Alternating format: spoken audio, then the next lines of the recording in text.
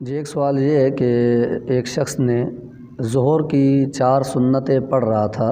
اس دوران اس نے ان سنتوں کے آخری رکعتوں میں، تیسری رکعت میں یا چوتھی رکعت میں سورہ فاتحہ کے ساتھ سورت نہیں ملائی، تو کیا اس صورت میں اس کی نماز درست ہو گئی یا نہیں؟ کیا سجدہ سہو واجب ہوگا یا نہیں؟ تو اس حوالے سے یاد رہے کہ اگر بھولے سے سورت نہ ملائی ہو تو سجدہ سہو واجب ہوگا، اگر سجدہ سہو کر لیا تو نماز درست ہو جائے گی، اور اگر سجدہ سہو نہ کیا تو اس صورت میں اس نماز کو دوبارہ پڑھنا واجب ہوگا۔ اور اگر بھولے سے نہیں بلکہ جان بوجھ کے صورت نہ ملائی تو اب اس صورت میں بھی اس نماز کو دوبارہ پڑھنا واجب ہوگا۔ اگر نماز دوبارہ نہیں پڑھیں گے تو گنہگار قرار پائیں گے، کیونکہ فرض کی پہلی 2 رکعتوں اور وتر و نفل اور سنتوں، خواہ و سنت موقدہ ہوں یا غیر موقدہ ہوں، ان کی ہر رکعت میں سورۃ الفاتحہ کے ساتھ سورت ملانا یہ واجب ہے،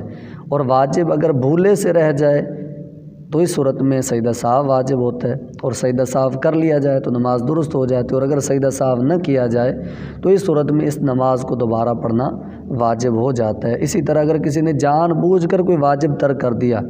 تو اس صورت میں بھی اس کو نماز دوبارہ پڑھنا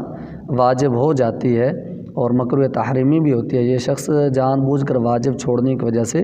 گنہگار بھی ہوگا، اور اس کو یہ نماز دوبارہ پڑھنا بھی واجب ہو جائے گی۔ یہاں پر یہ بھی یاد رہے کہ فقہی جو کتابیں ان کے اندر نفل کا لفظ جو ہے یہ سنتوں پر بھی بولا جاتا ہے، اس لیے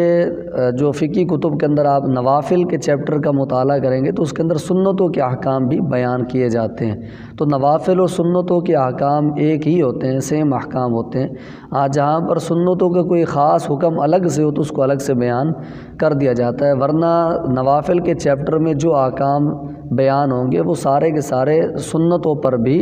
ثابت ہوں گے، سوائے اس کے کہ اگر کوئی الگ حکم سنتوں کا ہو تو اسے الگ طور پہ بیان کر دیا جاتا ہے۔ تو اس کا اگر آپ مطالعہ کرنا چاہیں سنتوں کے احکام کا تو نوافل کے چیپٹر میں مطالعہ کیا جا سکتا ہے، انشاءاللہ اس کے اندر یہ احکام آپ کو تفصیل سے مل جائیں گے۔